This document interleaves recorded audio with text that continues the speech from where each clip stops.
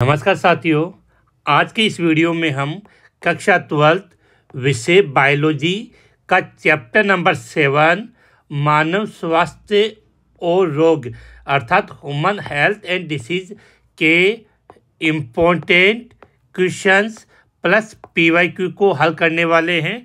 यहाँ पर जो पीवाईक्यू होंगे उनके लगभग पीवाईक्यू के आंसर आपको इस वीडियो के अंदर उपलब्ध करवाने का प्रयास रहेगा। तो क्वेश्चन की सीरीज को हम स्टार्ट करते हैं। जो स्टूडेंट फर्स्ट बार इस एम की बूस्टर यूट्यूब चैनल पे आए हैं वो चैनल को लाइक शेयर एंड सब्सक्राइब जरूर कर दे, जिससे आने वाले दिनों में आपको इस चैनल पर काफ़ी इम्पोर्टेंट जो वीडियो मिलने वाले हैं उनका नोटिफिकेशन सबसे पहले आपको प्राप्त हो सके।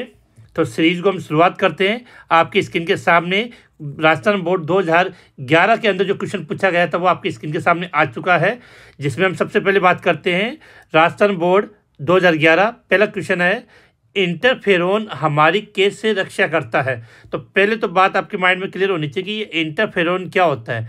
जब कोई कोशिका होती है और उस कोशिका में आपका जो वायरस अटैक करता है तो उसमें एक विशेष प्रकार की प्रोटीन बनती है, उस प्रोटीन को हम बोलते हैं इंटरफेरोन। तो विषाणु संक्रमित कोशिकाओं से इंटरफेरोन नामक प्रोटीन का स्रावण होता है। मतलब विषाणु संक्रमित कोशिकाओं से इंटरफेरोन नामक प्रोटीन स्रावित होता है और ये इंटरफेरोन असंक्रमित कोशिकाओं को आगे विषाणु अर्थात वायरस संक्रमण से बचाती है। काफ़ी इंपॉर्टेंट क्वेश्चन है। इसके बाद चलते हैं नेक्स्ट क्वेश्चन। इस प्रकार के जो क्वेश्चन नंबर 2 आपकी स्क्रीन के सामने आया है, इस प्रकार के क्वेश्चन आपको जरूर बोर्ड एग्जाम में देखने को मिलेंगे। तो अगला जो आपका क्वेश्चन है वो है, यकृत शोथ बी रोग को निम्नलिखित बिंदुओं के आधार पर वर्णन कीजिए। पहला, इसके रोगजनक का नाम बताइए। दूसरा, रोगजनक के लक्षण बताने हैं। तीसरा, आपको रोगजनक का प्रसार। तो इनके बारे में हम बात करेंगे। तो पहला क्वेश्चन इसमें पूछा गया था रोगजनक का नाम। तो ये यकृत शोथ बी विषाणु है, वो आपके हेपेटाइटिस बी वायरस जिसको आप शॉर्ट में बोलते हो HBV के कारण होता है। किसके कारण होता है? HBV, यकृत शोथ बी विषाणु के संक्रमण के कारण ये रोग होता है। अब आता है इस रोग के लक्षण। तो इस रोग से ग्रसित व्यक्ति को ज्वर आता है, पीलिया हो जाता है, वमन मतलब उल्टी होने लगती है, मूत्र का रंग गहरा पीला हो जाता है, भूख न लगने आदि लक्षण उत्पन्न होते हैं। यदि रोग लंबी अवधि तक अनुपचारित रहे तो यकृत कैंसर या यकृत में अंतराली सूजन होने से काफ़ी अधिक संभावना होती है। अब बात करते हैं इस रोगजनक के प्रसार की, किन किन तरीकों से यह रोग फैलता है। तो सबसे पहला पॉइंट कि संक्रमित रक्त आदान से। दूसरा, संक्रमित औजारों एवं सुइयों के प्रयोग से। तीसरा, संक्रमित गर्भवती महिलाओं से नवजात शिशु को। चौथा, संक्रमित साथी से यौन संपर्क द्वारा। पांचवा, एक ब्लेड से कई लोगों द्वारा दाढ़ी बनाने से या एक ही सुई से नाक कान छिदवाने से। अब सबसे इसका एक क्वेश्चन और आ सकता है कि ये जो रोग हमने पढ़ा था इसके निदान के लिए प्रयुक्त प्रतिरक्षी का नाम। इसके निदान के लिए प्रयुक्त प्रतिरक्षी का नाम, तो इसके लिए हम IgM प्रतिरक्षी का प्रयोग करते हैं। IgM प्रतिरक्षी का प्रयोग करते हैं। तो उम्मीद है ये क्वेश्चन आपको समझ में, इस प्रकार का क्वेश्चन आपको देखने को मिलेगा। और एक बात और बताना चाहूँगा कि ये जो चैप्टर आपका मानव स्वास्थ्य एवं रोग का ये चैप्टर है, इस चैप्टर से आपके बोर्ड एग्जाम में इस बार 6 अंक के क्वेश्चन पूछे जाएंगे, जिनमें से एक क्वेश्चन तो आपका होगा मल्टीपल चॉइस क्वेश्चन, दूसरा क्वेश्चन होगा आपका फिल इन द ब्लैंक वाला क्वेश्चन, और तीसरा क्वेश्चन जो होगा वो होगा वेरी शॉर्ट अर्थात अत्यलघुरात्मक। और सबसे इम्पोर्टेंट बात, इस चैप्टर से एक आपको ऐसे टाइप का जिसको आप बोलते हो निबंधात्मक प्रश्न है वो आपको जरूर देखने को मिलेगा। तो इस प्रकार से इस चैप्टर से ये 6 प्रकार के क्वेश्चन इस प्रकार से पूछे जाएंगे। तो चलते हैं नेक्स्ट क्वेश्चन की तरफ जो आपकी स्क्रीन पे आ चुका है। इसके बाद हम बात कर रहे हैं आगे कि राजस्थान बोर्ड 2012 में इससे कौन कौन से क्वेश्चन आया था। तो पहला क्वेश्चन तो इससे ये पूछा गया था कि टाइफाइड रोग का निम्नलिखित शीर्षों के अंतर्गत वर्णन कीजिए। क्या था कि टाइफाइड रोग का रोगजनक बताना था, रोग की पुष्टि हेतु कौन सा परीक्षण किया जाता है, संक्रमण का तरीका क्या होता है और रोग के प्रमुख 4 लक्षण लिखिए। तो इनका आपको आंसर देना है। तो हम बात करते हैं सबसे पहले जो टाइफाइड रोग है वो किसके कारण होता है। साल्मोनेला टाइफी के द्वारा, ये याद कर लेना, काफ़ी इंपॉर्टेंट है। साल्मोनेला टाइफी, ये बिल्कुल याद होना चाहिए, काफ़ी इंपॉर्टेंट क्वेश्चन आता है कि टाइफाइड रोग किसके कारण होता है, साल्मोनेला टाइफी के द्वारा।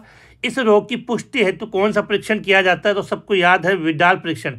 कौन सा परीक्षण, विडाल परीक्षण किया जाता है। अगला संक्रमण का तरीका, तो सदूषित भोजन या पानी के सेवन से रोग कारक छोटी आंत से होते हुए, काफ़ी इंपॉर्टेंट है, छोटी आंत से होते हुए रक्त द्वारा शरीर के विभिन्न भागों तक पहुंच जाता है। अगला प्रश्न था कि इससे रिलेटेड कि रोग के 4 प्रमुख लक्षण।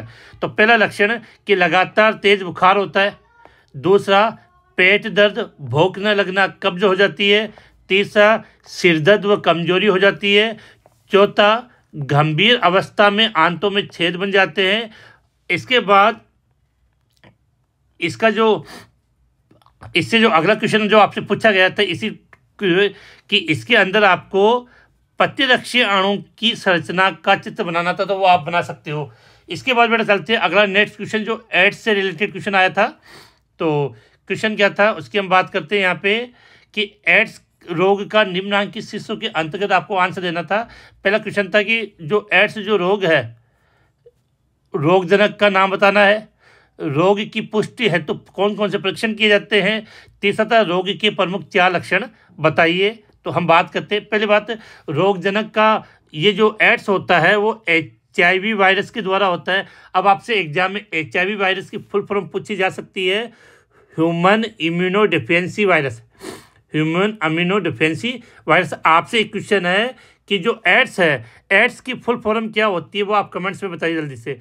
एड्स की फुल फॉर्म क्या होती है वो आप कमेंट्स में जरूर बताइए। तो HIV तो जो वायरस है उसका नाम है रोगजनक वायरस, पूरा नाम ह्यूमन इम्यूनो डिफिशियंसी वायरस।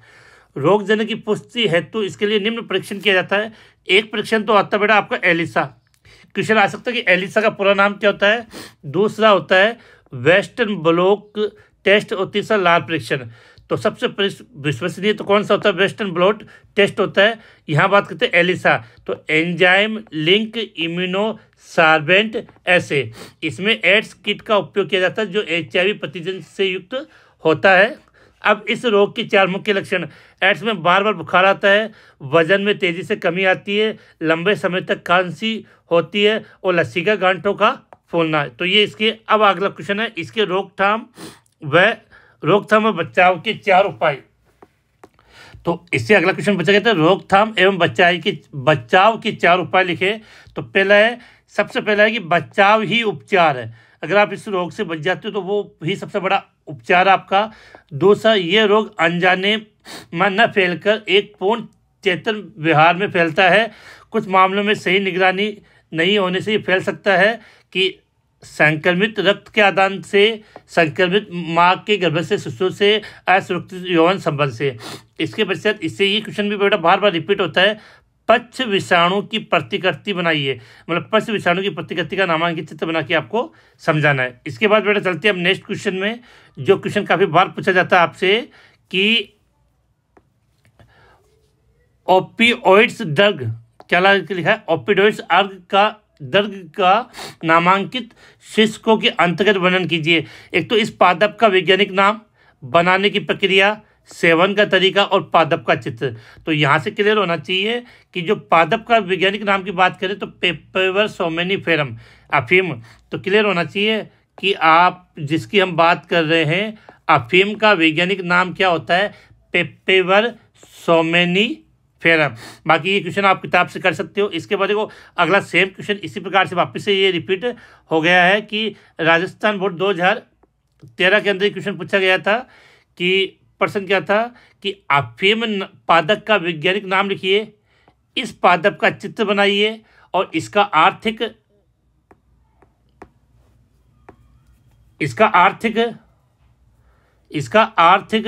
महत्व बताइए। इसके अलावा तंबाकू में पाए जाने वाले एल्कोहल से हानियां समझाइए।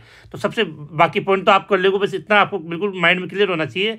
अफीम का जो वैज्ञानिक नाम है वो अभी मैंने जस्ट बताया था पेपेवर सोमेनिफेरम, अभी जस्ट लिखा था आपने पेपेवर सोमेनिफेरम। इसके बाद चलते बड़ा नेक्स्ट क्वेश्चन से, काफ़ी अच्छे अच्छे क्वेश्चन है जो आपको बोर्ड एग्जाम में जरूर देखने को मिलेंगे। इसमें एक क्वेश्चन था आपका, प्रतिरक्षा किसे कहते हैं। दूसरा, सक्रिय प्रतिरक्षा व निष्क्रिय प्रतिरक्षा में अंतर लिखिए। तो बात करते हैं प्रतिरक्षा किसे कहते हैं। रोगाणुओं के संक्रमण के प्रति शरीर में उपस्थित प्रतिरोध को, रोगाणुओं के संक्रमण के प्रति शरीर में उपस्थित प्रतिरोध को प्रतिरक्षा कहते हैं। अर्थात रोगों से लड़ने की जो क्षमता होती है अपने शरीर की, उसे हम प्रतिरक्षा कहते हैं। ये दो प्रकार की होती है, एक तो होती है आपकी सक्रिय प्रतिरक्षा, दूसरी होती है निष्क्रिय प्रतिरक्षा। अब यहाँ पर हम बात करें कि सक्रिय प्रतिरक्षा और निष्क्रिय प्रतिरक्षा में अंतर लिखिए।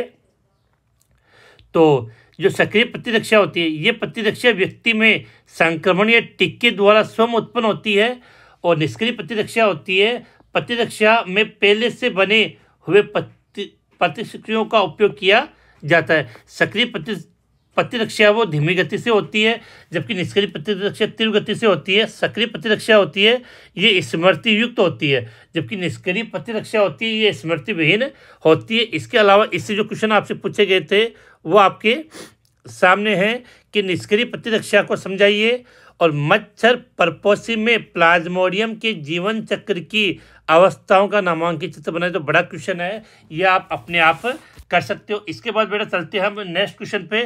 कैंसर से रिलेटेड जो क्वेश्चन आपसे पूछे गए थे एग्जाम में, और इनके बारे में हमने पहले बात कर ली है कि अगला क्वेश्चन था कि कैंसर रोग का कारण लिखिए, कैंसर अभिज्ञान या निदान को समझाइए, लसिका तंत्र का आरेखीय चित्र बनाइए। इसके बाद अगला क्वेश्चन, अभी जस्ट थोड़ी देर पहले हमने बात की थी कि पक्ष विषाणु की प्रतिकृति को सचित्र समझाइए, और एड्स के बचाव के 4 उपयोग लिखिए। फिर 2014 में वापस से क्वेश्चन रिपीट हुआ था जो आपकी स्क्रीन के सामने आ चुका है कि पक्ष प्रतिरक्षा की प्रतिकृति का चित्र बनाइए, एड्स रोग जनक का पूरा नाम लिखिए, संक्रमण कैसे कहता है, मानव शरीर में एड्स के लक्षणों को समझाइए। तो पूरा डिटेल से मैंने बता दिया था, बस इतना सा आपको याद करना कि एड्स रोग जनक का नाम होता है HIV, और HIV का पूरा नाम क्या होता है, ह्यूमन इम्यूनो डिफेंसी वायरस। ये बिल्कुल हिंदी में प्रतिरक्षा न्यूनता विषाणु कहा जाता है। तो क्या कहेंगे, तो एड्स रोग जनक का पूरा नाम HIV ह्यूमन इम्यूनो डिफेंसी वायरस। अगला है आपसे टाइफाइड। तो टाइफाइड से रिलेटेड क्वेश्चन हमने पढ़ लिया था, वापस से रिपीट है। तो आप जो कुछ समय पश्चात क्वेश्चन रिपीट होने लग जाते हैं। तो टाइफाइड रोग का रोगजनक वो अभी मैंने बताया था सॉल्मोनेला टाइफी होता है, और मलेरिया परजीवी के जीवन चक्र का नामांकित चित्र की सहायता से समझाइए। अब देखो ये नया क्वेश्चन आया, इसको अच्छे तरीके से आपको समझना है कि फाइलेरिया उत्पन्न करने वाले कर्मी की किन्हीं 2 जातियों के वैज्ञानिक नाम लिखिए। दूसरा, वे किस प्रकार से संक्रमित व्यक्ति के शरीर को प्रभावित करते हैं, और ये बीमारी किस प्रकार से फैलती है। तो सबसे पहले हम बात कर रहे थे कि फाइलेरिया उत्पन्न करने वाले किन्हीं 2 कर्मी की जातियों के नाम बताने हैं। तो एक नाम तो गया बुचेरिया ब्रैंकोपटाई, क्या नाम है, बुचेरिया ब्रैंकोपटाई। दूसरा है बुचेरिया मेलाई। तो ये दोनों याद कर लेना, काफ़ी इंपॉर्टेंट है, बुचेरिया ब्रैंकोपटाई और बुचेरिया मलाई। अब है कि ये संक्रमित व्यक्ति को किस प्रकार से प्रभावित करती है। तो देखो, यह जबर शरीर के विशेष भागों में जैसे पाँव, अंडकोशों आदि में सूजन आना, टांगों की सूजन से टांग हाथ की तरह प्रतीत होता, मतलब पैर की साइज वो काफ़ी बड़ी हो जाती है। और ये एडिस और क्यूलेक्स मच्छर, कौन सा मच्छर, ये क्लियर कर लेना, ये एडिस व क्यूलेक्स मच्छर के काटने से ये बीमारी फैलती है। तो उम्मीद है आपकी इन सभी क्वेश्चनों का आंसर यहाँ पे मिल गया होगा। इसके बाद बेटा चलते हैं 2015 में, राजस्थान बोर्ड 2015 में जो इससे क्वेश्चन पूछे गए थे। पहला क्वेश्चन है कोका एल्कोलॉइड, जिसको आप क्या बोलते हो, कोकीन। कोका एल्कोलॉइड अर्थात कोकीन किस पादप से प्राप्त होता है, मानव शरीर पर इसका क्या प्रभाव डालता है, और मॉर्फिन का रासायनिक संरचना लिखिए। तो आपको ये क्लियर होना चाहिए कि कोका एल्कोलॉइड जो जिस पादप से प्राप्त होता है उसका नाम होता है आपके एरिथ्रोजाइलम कोका। क्या नाम होता है, एरिथ्रोजाइलम कोका नाम होता है, नामक पौधे से प्राप्त होती है, और ये मूल रूप से दक्षिणी अमेरिका का पौधा, कैसा है, दक्षिणी अमेरिका का। अब अगला क्वेश्चन था, ये मानव शरीर को पर क्या प्रभाव डालता है। तो ये मानव शरीर के केंद्रीय तंत्रिका तंत्र को प्रभावित करता है। ये मानव शरीर में केंद्रीय तंत्रिका तंत्र को प्रभावित करता है और ये एक उद्दीपक का कार्य करता है। इसके बाद देखोगे आप वापस से कि 2016 के अंदर राजस्थान बोर्ड 2016 के अंदर टाइफाइड उत्पन्न करने वाले रोगजनक का नाम बताए, फिर से रिपीट हो गया तो सॉल्मोनेला टाइफी नाम होता है। इसके बाद इसी से रिलेटेड एक क्वेश्चन वापस से आपसे पूछा गया है कि ओपिओइड्स, अफीम के एल्कोलॉइड की बात है, ओपिओइड्स ड्रग शरीर को किस प्रकार से प्रभावित करते हैं। तो आप इसका ये लिख सकते हो कि ये ऐसे ड्रग है जो केंद्रीय तंत्रिका तंत्र व जठर तंत्र पथ में उपस्थित विशिष्ट ओपिओइड्स ग्राहियों से बन जाते हैं और ये एक अवसाद औषधि है। बड़ा ये सबसे इम्पोर्टेंट है। ये किस प्रकार की औषधि है? अवसाद औषधि है जो व्यक्ति के सोचने समझने की शक्ति को समाप्त कर देती है, व्यक्ति को कोमा में भी लेके जा सकती है। ये तंत्रिकीय अवसाद व श्वसन व हृदय पक्षाघात भी कर सकती है। इसका जो उपयोग है वो नॉर्मली हम दर्द निवारक के रूप में इसका प्रयोग किया जाता है। इसके बाद बेटा चलते हैं नेक्स्ट क्वेश्चन की तरफ। देखो जो आपकी स्क्रीन पे आपका बड़ा क्वेश्चन आया हुआ था कि सहज प्रतिरक्षा किसे कहते हैं, सहज प्रतिरक्षा में कितने प्रकार के रोध होते हैं, नाम लिखिए। तो सबसे पहले हम बात करते हैं बेटा सहज प्रतिरक्षा की। यह प्रतिरक्षा कैसी होती है? जन्मजात होती है। पहली बात तो क्लियर होनी चाहिए कि यह प्रतिरक्षा कैसी होती है? जन्मजात होती है, अर्थात यह प्रतिरक्षा माता या पिता से संतान को प्राप्त होती है। और ये कितने प्रकार की होती है? 4 प्रकार की। तो पहले बात क्लियर होनी चाहिए कि सहज जो प्रतिरक्षा होती है वो जन्मजात होती है और ये प्रतिरक्षा माता या पिता से संतति को प्राप्त होती है और ये 4 प्रकार की होती है। नंबर 1 होती है इसमें शारीरिक रोध, दूसरा कारकीय रोध, तीसरा कोशिकीय रोध और चौथा साइटोकाइनिन रोध। तो सहज प्रतिरक्षा होती है वो आपके कितने प्रकार की होती है? तो 4 प्रकार की। पहला शारीरिक रोध, दूसरा कारकीय रोध, तीसरा कोशिकीय रोध और चौथा होता है साइटोकाइनिन रोध। इसके बाद चलते बेटा नेक्स्ट क्वेश्चन पे। आप चाहो तो इसका स्क्रीनशॉट ले सकते हो और अगर अभी तक आपने वीडियो को लाइक, शेयर और सब्सक्राइब नहीं किया तो जरूर कर दे, जिससे आने वाले दिनों में आपको आपके सब्जेक्ट से रिलेटेड काफ़ी इम्पोर्टेंट वीडियो का नोटिफिकेशन है वो सबसे पहले प्राप्त हो सके। इसके बाद चलते हैं नेक्स्ट क्वेश्चन पे। बेटा ये क्वेश्चन काफ़ी अच्छा है जो 2017 के अंदर पूछा गया था कि राजस्थान बोर्ड 2017 किशोरों में एल्कोहल व ड्रग के कुप्रभाव को रोकने के कोई आवश्यक 4 सुझाव दीजिए। तो इसके लिए आपको पहला पॉइंट तो याद होना चाहिए कि बच्चे नशे के आदी तभी होते हैं जब अनावश्यक कोई दबाव होता है। तो पहला पॉइंट आपकी बात क्लियर होना चाहिए माइंड में कि अनावश्यक दबाव से उनको बचाना चाहिए, उन पर ज़्यादा किसी प्रकार का कोई प्रेशर नहीं होना चाहिए और विभिन्न समस्याओं का हल परामर्श लेकर करें कि जब भी कोई उनको समस्या हो तो उनको परामर्श देकर उसको हल करने का प्रयास करें। तीसरा माता पिता, शिक्षक व मित्रों से उचित मार्गदर्शन व सलाह लेने चाहिए। चौथा नशे के कुप्रभाव की जानकारी होनी चाहिए कि चौथा पॉइंट है नशे के कुप्रभाव की जानकारी होनी चाहिए। अगर नशे के एल्कोहल और इनके की संपूर्ण जानकारी होगी तो वो उनका सेवन नहीं करेंगे।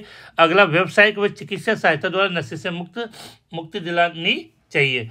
अगला क्वेश्चन है आपके वापस अफीम से रिलेटेड, काफ़ी अच्छा क्वेश्चन है और ये क्वेश्चन आपको बोर्ड एग्जाम में देखने को मिल सकता है। प्रश्न क्या था? ओपिओइड्स ड्रग क्या है? स्मेक क्या बात करें हम? जो स्मेक है, स्मेक का रासायनिक नाम बताइए। स्मेक किस पादप से प्राप्त होता है और मॉर्फिन की रासायनिक संरचना का सचित्र वर्णन बनाइए। सचित्र मतलब चित्र बनाना आपको। तो यहाँ से पहली बात तो कि जो ओपिओइड्स ड्रग है वो एक प्रकार का अवसादक ड्रग्स है जो शरीर की क्रियाशीलता को क्या करता है? धीमा करता है। और सबसे विशेष बात ये केंद्रीय तंत्रिका तंत्र व जठर पथ को प्रभावित करता है और ये जिस पौधे से प्राप्त होता है वो आप जानते हो अफीम अर्थात पेपेवर सोमेनिफेरम के लेटेक्स से प्राप्त किया जाता है। और इसको लेने का तरीका होता है नाक द्वारा सांस लेकर इसको अंदर खींचा जाता है या इंजेक्शन के द्वारा इसका प्रयोग किया जाता है। अब जो दूसरा प्रश्न आपसे ये पूछा गया था कि स्मेक का रासायनिक नाम क्या होता है? जो स्मेक होता है उसका रासायनिक नाम होता है डाईएसिटिल मॉर्फिन। ये काफ़ी इंपॉर्टेंट है, डाईएसिटिल मॉर्फिन इसका रासायनिक नाम होता है। और तीसरा इसमें था ये स्मेक किस पादप से प्राप्त होता है? तो पादप तो आपका हो गया अफीम सोमेनिफरम से प्राप्त होता है। और कैसे प्राप्त करते हैं? तो इसका आंसर आप इस प्रकार से ले सकते हो कि लेटेक्स के निष्कासन से प्राप्त किया जाता है। इसके लेटेक्स के निष्कासन से प्राप्त किया जा सकता है। और इसका जो लास्ट बचता है, मॉर्फिन की रासायनिक संरचना का चित्र बनाइए, आप बुक से एज इट इज बना सकते हो। इसके बाद देखो अगला क्वेश्चन काफ़ी अच्छे क्वेश्चन है, जिनको पढ़ के आप इस चैप्टर में 6 में से 6 पूरे नंबर ला सकते हो। अगला क्वेश्चन है आपके सामने कि कैनाबिनोइड, क्या लिखा है यहाँ पे, कैनाबिनोइड ड्रग का नामांकित शीर्षकों के अंतर्गत वर्णन कीजिए। पहले तो इस पादप का वैज्ञानिक नाम बताना है, दूसरा बनाने की प्रक्रिया बतानी है, तीसरा सेवन का तरीका व मानव शरीर पर इसका प्रभाव बताना है, चौथा धतूरा पादप की पुष्पी शाखा का चित्र खींचिए।